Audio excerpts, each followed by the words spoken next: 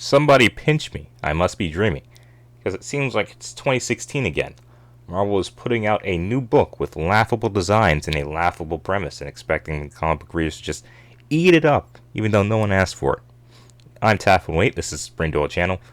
And for my subscribers, I have not done a video like this in a while. I tend to stay away from doing comic book reviews nowadays, even though I do still pick up books week to week, and I do still care about the state of the industry. But Marvel just had to rope me back in with their New Warriors book. It's dumb, and I'd really like to just tear into it. So, we're going to be watching a video by the writer, put on the official Marvel channel in an attempt to promote this, and we're just going to see how much of a shitty job they did. It's 3 a.m., there's no script, and I'm sick. Let's do this. I got interested in the New Warriors later. I remember seeing them on the shelf when I was a kid, picking up comics in the 90s and just feeling like they were too cool for me. Like I was intimidated by, Night Thrasher who had a blade coming out of his wrist. Nova was really buff. They were all the edgy characters for the 90s, as the cover said. So I've been mulling over this for a while. I actually went through the trouble of Googling this guy. He was born in 1983. That means that he was 7 when the New Warriors initially came out, around 13 when they ended, and he was intimidated by the fact that Nova had muscles and that Night Thrasher was cool. So I'm wondering if this new book is intentionally bad, and this is just like a 30-year troll in the making, in which case, suicide for the book, screwing over the company, but I admire his dedication. People asked if I would be interested in doing a New Warriors tie-in that actually poses them as the authority figures in this conflict instead of the rebels, and I really liked the tension of that. So because the New Warriors are the authority figures in this story, they have to be mentoring New Warriors who are under 21 and subject to the laws that triggered the Outlawed event. This new law is making it illegal to be a vigilante under the age of 21. Yes, Outlawed, aka Civil War 2.0. Now, if you've read the original Civil War, you know the story. Big incident happens, the government gets upset, superheroes now have to register. Except instead of having to register across the board, now only superheroes under the age of 21 have to register. How they're going to confirm the age of these characters, I do not know. How they know who is a teenage superhero and who is not, I do not know.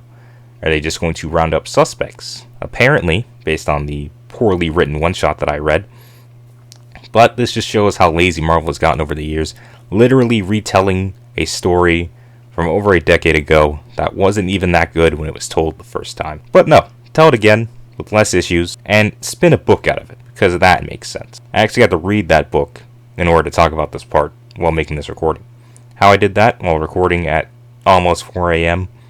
without going out to my local comic book shop, I will not explain, but my viewers are pretty smart. I think you guys can figure it out.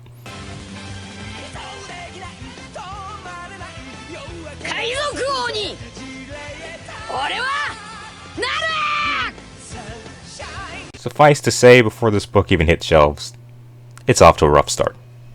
Spinning out of an event that I doubt moved more than 50,000 units, and it's an event. It really is shameful to state that the comic book industry is in right now. But Night Thrasher runs to the rescue, and because she helps him, she ends up in the crosshairs of this new outlawed law, and she inherited from her grandfather a magic backpack of divine origin. We picked the name Trailblazer because she's somebody who charges into action. She knows that she can do some good with this, mysterious gift that she's been given.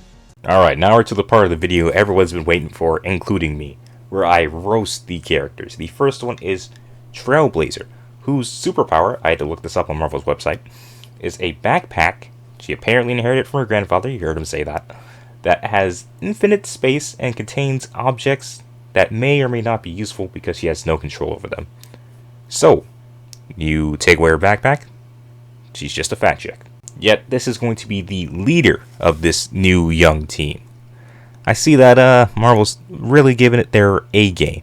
Now, I could make any number of fat jokes. Talk about how Trailblazer is more likely to be sitting on the couch eating Twinkies than fighting crime, especially with a power set that is literally a gimmick Deadpool used to have because writers were lazy and didn't feel like explaining where he held all of his guns. It's definitely the least interesting of this group to talk about, And I really just wanted to point out how useless such a character would be in the confines of the Marvel Universe. But then again, this is Marvel Comics in the current year, so she'd probably be able to pull out the ultimate nullifier or some cosmic BS out of there just in the nick of time.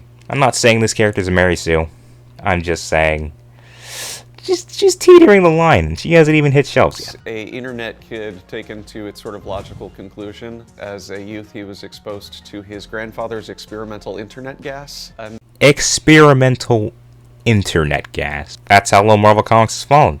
Gone are the days of simple but irrational explanations like cosmic radiation, mutant genes, a radioactive spider bite. Internet gas. And once again, from a grandfather. Couldn't even go 2 seconds not ripping yourself off there.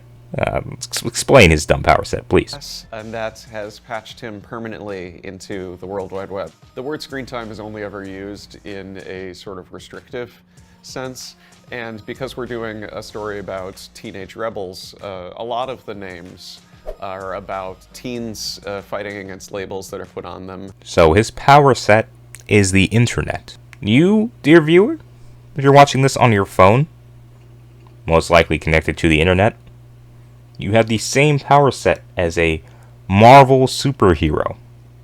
Congratulations. Not even addressing the fact that a character like this shouldn't be in the field, because he's more suited to be a guy in the chair, as Ned from Spider-Man Homecoming would put it. A Oracle-type character. But no, stick him in a costume and throw him right into the action, without any actual superhuman abilities. I'm sure that'll work out fine. Twins, and their names are very similar to screen time. It's this idea that these are terms that get thrown around on the internet that they don't see as derogatory to... Oh yes, the Marvel knockoff brand Wonder Twins, who I probably put in the thumbnail because I have been dying to talk about them. Let's get to their designs first. These are atrocious.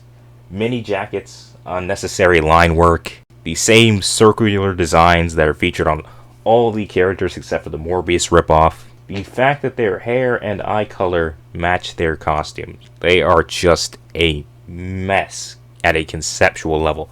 Not to mention the names.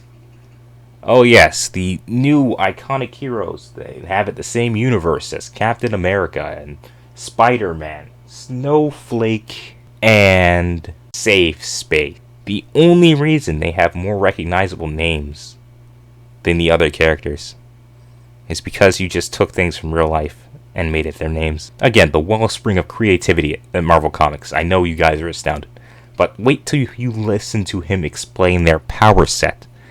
That's really going to win you over. Space is kind of a big, burly, sort of stereotypical jock. He can create force fields, but he can only trigger them if he's protecting somebody else. Snowflake is... So, if you want to beat this guy, for the fat chick, you take away her backpack. For the nerdy kid, you just punch him in the face. And for this guy, you just make sure he's not standing next to anyone else and you pop a cap in his ass. Really useful power set there.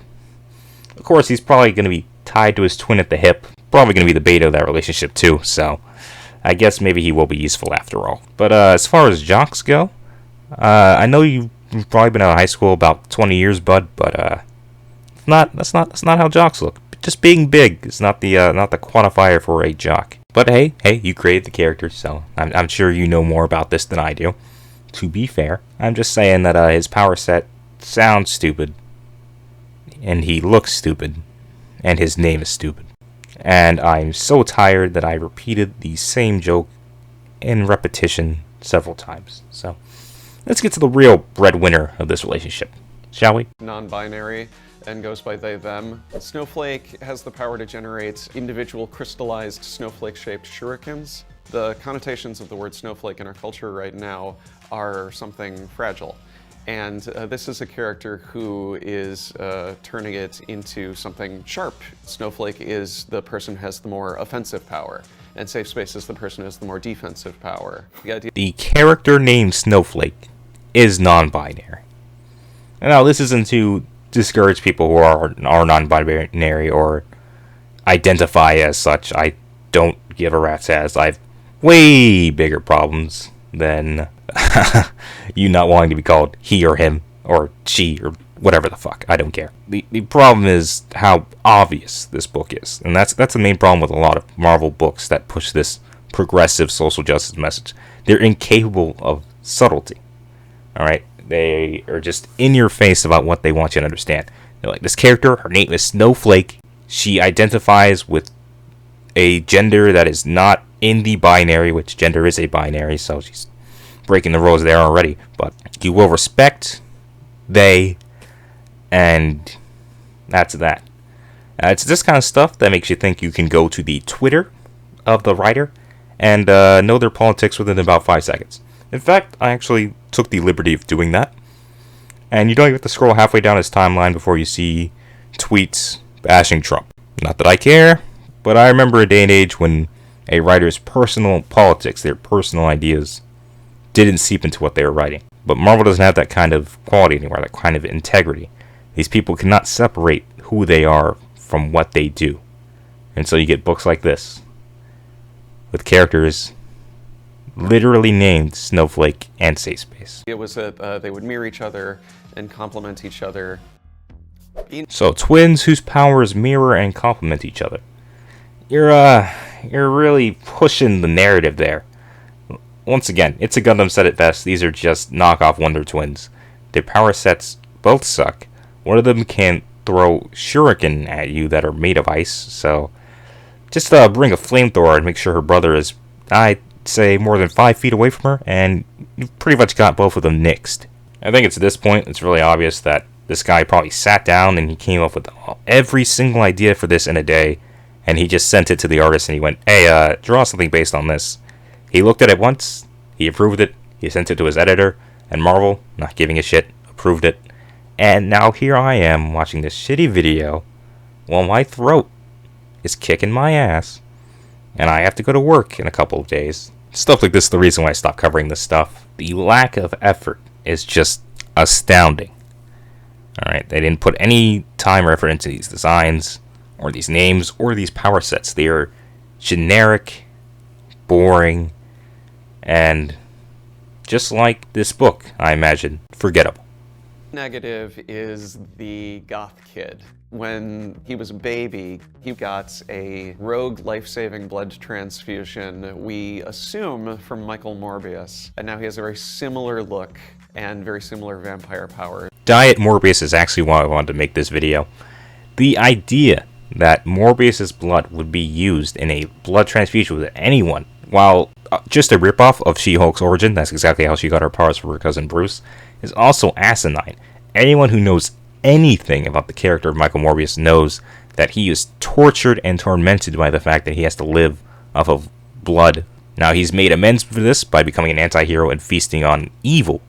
So the idea that his blood could ever willingly be given to another human being and have a chance of turning them out like him just spits in the face of the character. Now, they say it's rogue, so hopefully they're going to retcon in that this was an unintentional change. Like, Morbius didn't mean to give this person his blood. But other than that, it's utterly ridiculous. The mere premise of this. Again, it's a ripoff of She-Hulk. It's not that interesting. The design of this character is incredibly lame and uninspired.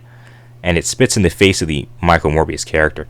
And also, I am saying everything, again, based off of Marvel's website. And basically their rundown of this interview.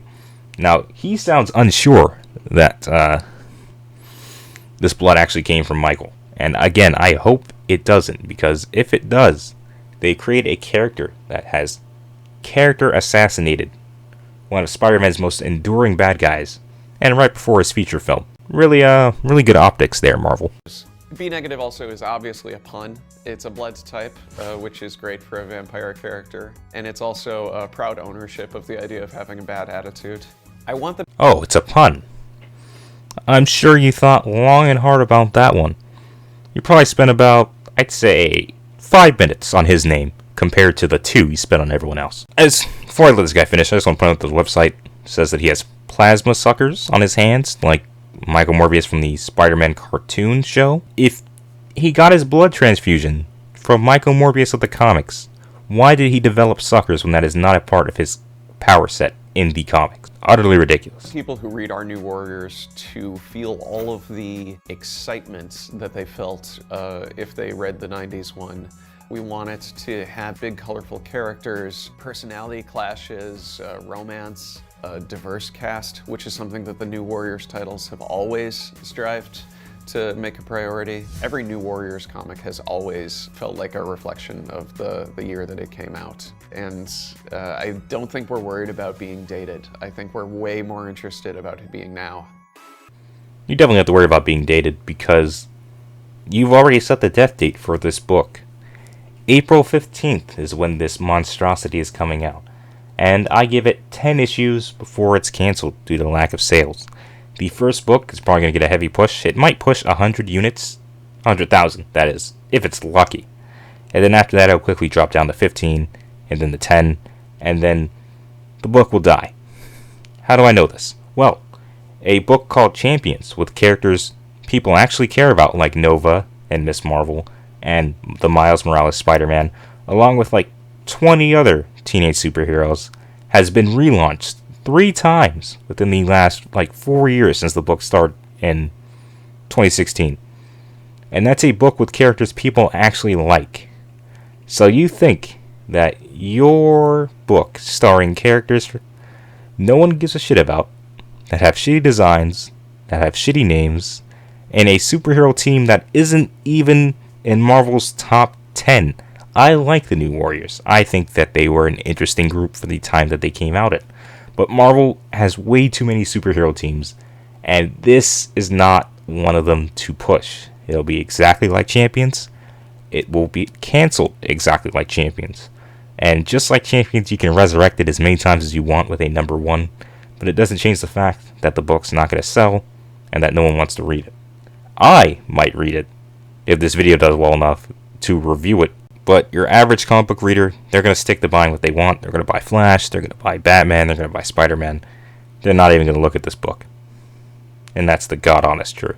And for everyone watching this video, if you actually want a book that has the things he mentioned, romance, tension, actual diversity, where the characters are characters, and they fit organically into the Marvel Universe, and they're not just forced in by some guy with a Trump hate boner and an agenda, I'd recommend Runaways, the original series, not the terrible 2018 series. And that would be the comic, not the show, which is also bad. And we will be reviewing at 500 subs, so... Victory's actually going to kill me for mentioning that. But, like I said, tired, sick. Ooh. That being said, I'd like to thank everyone for watching this video. Let me know if I should return to this kind of content again. I kind of took a step back, but... when Marvel's doing stuff like this, they're basically baiting you. They want you to talk about their book. So, here you go. Free exposure. The New Warriors. A terrible, uninspired attempt by a 30-year-old man to say that he's woke. Marvel Comics has seen better days, and I really miss the times when the House of Ideas wasn't the House of Ideologies. This has been Tafel and Wait, the Supreme Duo channel, reminding you to vote with your wallet and to not take what they give you. Remember to like, comment, and subscribe if you're new. Share the video, and let's get it out there. I kind of want to see as many people shitting on this as I can, because these are genuinely uninspired. And again, the book could be okay, but it doesn't change the fact that these character designs suck, that the backstories are generic and suck, and that this writer is clearly just forcing his agenda into a book, like a lot of Marvel writers like to do. But let me know your thoughts down below, and I will catch you guys next time. Hopefully in the next video I will be recovered, but given how this has been getting worse before it got better, I doubt it. But that's enough about me. Signing off.